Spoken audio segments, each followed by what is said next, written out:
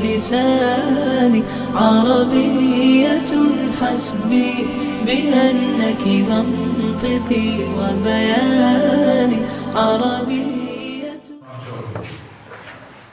Okay, that's session number 3 and 4. So your question is too soon. But remember, if we don't have the time to answer all the questions now before 12:30, we're stopping at 12:30, your questions will be answered in the fourth session after the fourth session. Don't forget to do for that, okay? We only have 22 minutes left. So we won't be able to answer all the questions. Now, they will be answered later, yes. Next question. Brother Ali, there are countries in Africa and the Caribbean calling for reparations. What is your message to them? Reparations for slavery. This is only very indirectly related to my second session. So let's leave that until the end.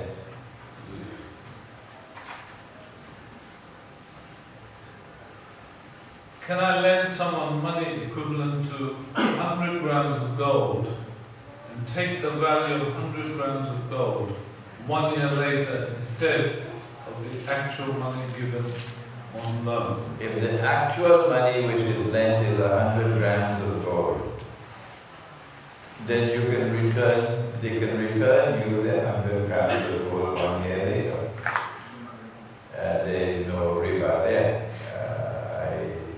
Fail to see the question. Maybe you didn't express yourself sufficiently. Who asked the question? Brother, do you want to explain this? Yeah, go ahead. I mean about the value of paying in money, but equivalent to 100 grams. If you lend money Equivalent to 100 pounds, you didn't put that in your question. If you lend money which is equivalent to 100 pounds, how much are you expected to take in return? That's session number 3. Go away.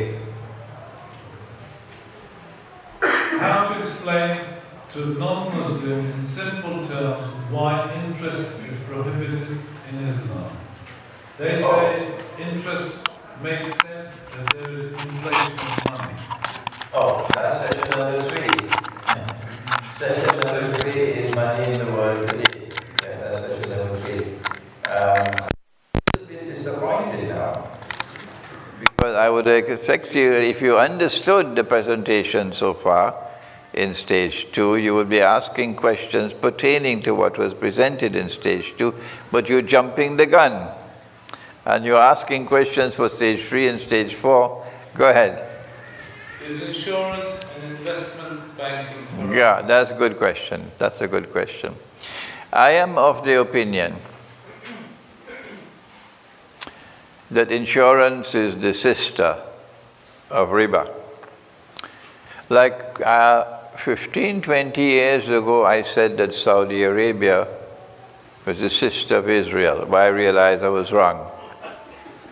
At that time, they were only cousins, now they're sisters.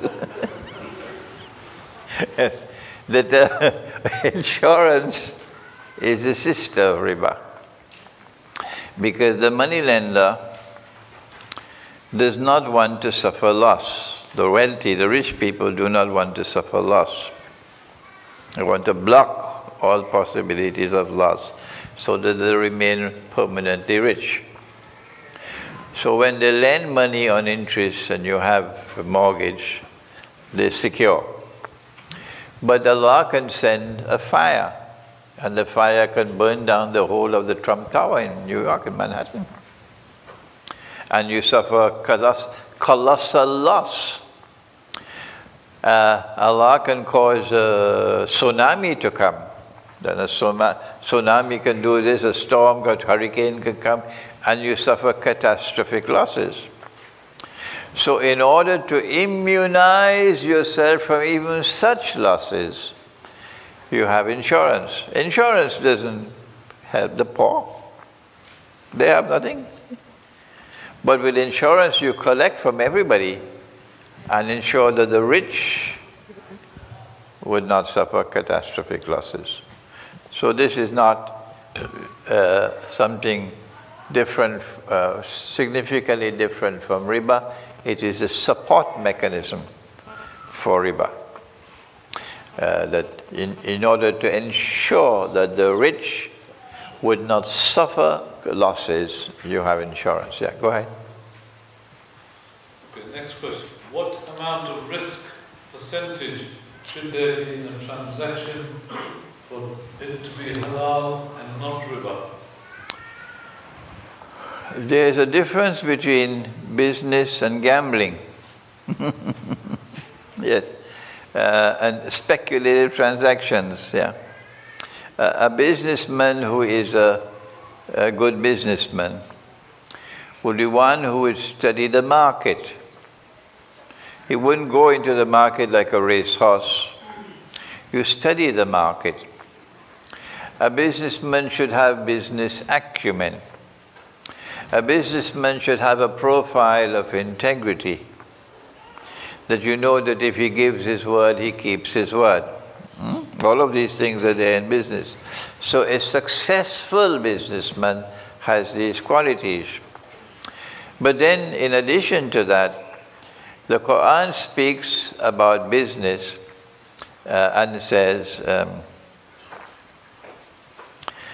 لا تأكلوا الربا يا أيها الذين آمنوا لا تأكلوا أموالكم بينكم بالباطل إلا أن تكون تجارة عن تراض منكم. That business should be transacted in such a way that you try to achieve mutual satisfaction. That I do business from you and I benefit and you benefit. This is why Vladimir Putin, the president of Russia, is so very correct when he says to the Western world, which is imposing economic sanctions, that you're doing something foolish. By imposing economic sanctions, everybody suffer. You suffer and we also suffer. So business should be transacted in such a way, says the Quran, that there's mutual satisfaction. In order for that mutual satisfaction to be realized, you must have a profit margin that is reasonable, so that your customer will be satisfied that you have not ripped him off. And once there is mutual satisfaction in business, he'll always come back to you to do business.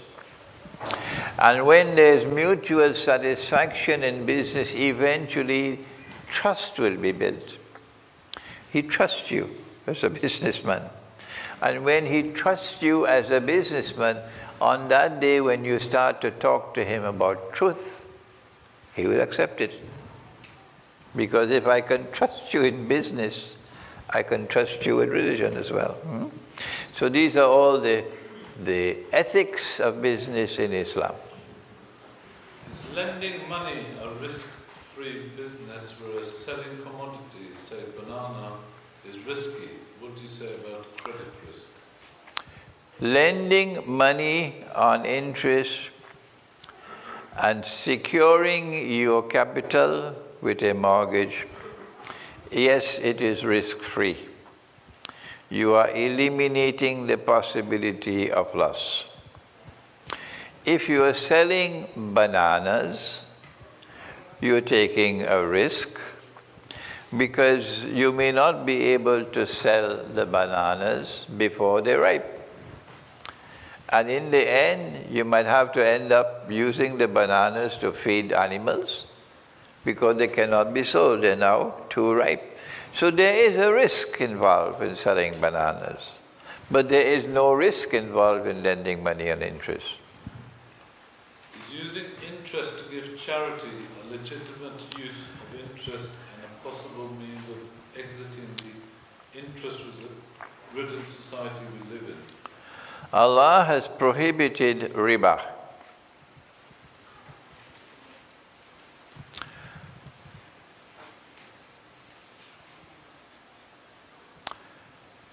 The Prophet said,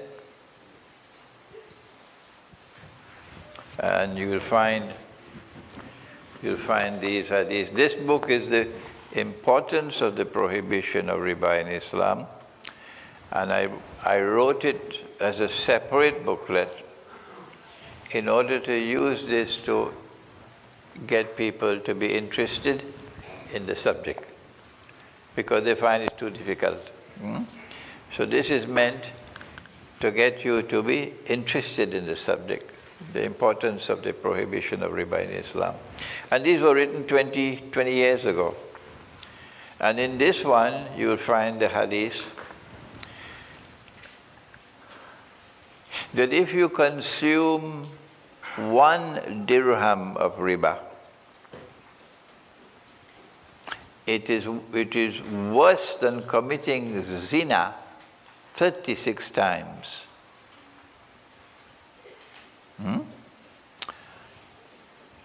In this book you will find the hadith in which the Prophet ﷺ cursed all 4. The one who takes riba, the one who gives riba. I hope we don't have any accountants here today. The one who records the transaction, and the 2 witnesses. And he said they're all equally guilty. Equally guilty. And so, any fatwa that you get, that you can take riba money and use it to give in charity, is a bogus fatwa. When you're giving charity, the Prophet said about the slave, give him to eat the food that you eat, and give him clothes to wear the clothes that you wear. So when you're giving in charity, you don't give food that is rotting. You'll give food that you would eat. And you cannot consume the riba. You're going to give it to him to consume it? From which garbage bin did that fatwa come? Excuse the harshness of my language, really. I don't know where these muftis study their religion. From which garbage bin did you pick up that fatwa? That you can give the riba money that you cannot consume. It is so nasty. It is so nasty that even 1 dirham is equivalent or worse than committing zina 36 times. That is so nasty, and I can give it in charity to the poor. From which garbage bin did that fatwa come? No, you cannot use it for your own benefit. No. Nor can you give it to others because it's haram for them as well. It's haram for the Jew, it's haram for the Christian. It's there in the Hindu scriptures as well. Well then, if I cannot use it myself, and I cannot give it to others because it's haram for them, what can I do with it? I'll tell you what I would do. I don't know what you will do. You will decide.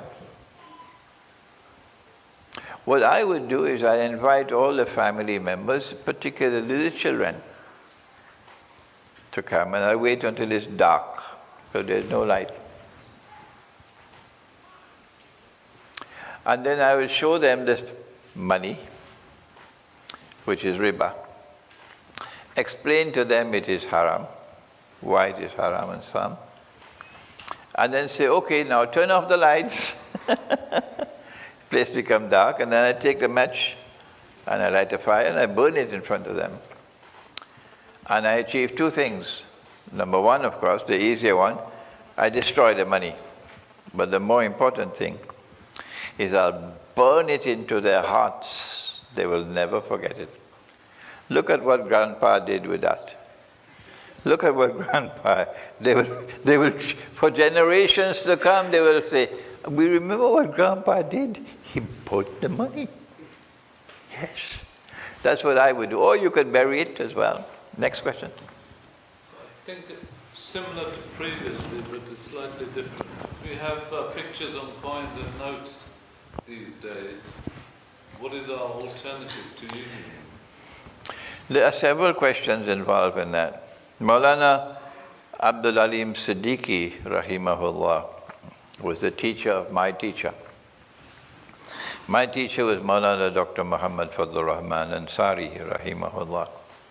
And Maulana Abdul Alim Siddiqui, rahimahullah, was a great muballigh of Islam, great traveling with animal cart and by boat and by ship, no aeroplanes in those days. And he met with George Bernard Shaw in Mombasa in 1935. And we have the record, the script of the conversation. Yeah, yes. And Bernard Shaw said, "But your host, I mean your people brought a cameraman here to record. Why don't you want to take a photograph?" And the Maulana answered and replied, "Photography is haram in Islam." "Oh, really? But I've seen many photographs of Maulana Abdul Alim Siddiqui standing up, posing for the camera." Yes. And then I realized that the Maulana did not have his feet stuck in concrete. As Iqbal said, only stones don't change. So although he had given the fatwa that photography was haram, he changed his position later on. He changed his position and he withdrew that fatwa that photography is haram. So we cannot say that a photograph is haram. You all have passports, don't you? You do? Everybody? And in your passport, do you have a photograph? Huh? Okay. So that's one part of the subject. What is there in the Torah is that a graven image is haram. A graven image. So that head that is put on the coin, that is what is haram. But the other part of the subject is whether paper money is halal or haram, and that is our third session. Next question. If wealth has been obtained through riba, e.g. mortgages, how can this wealth be cleaned? If wealth has been consumed through riba, the Quran says,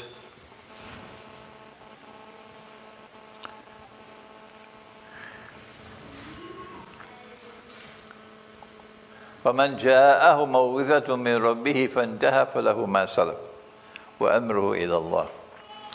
Whosoever was engaged in transactions through which they receive riba, and then subsequently realize that this is haram, and they decide they want to stop. So Allah says, فَلَهُ مَا سَلَفَ, you can keep whatever you've earned. The state will not intervene to take from you anything.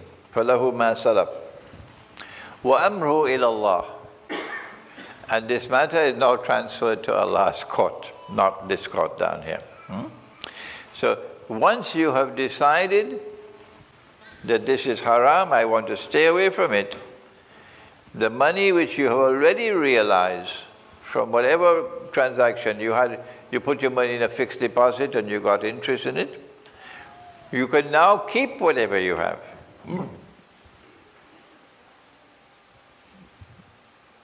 You can keep it.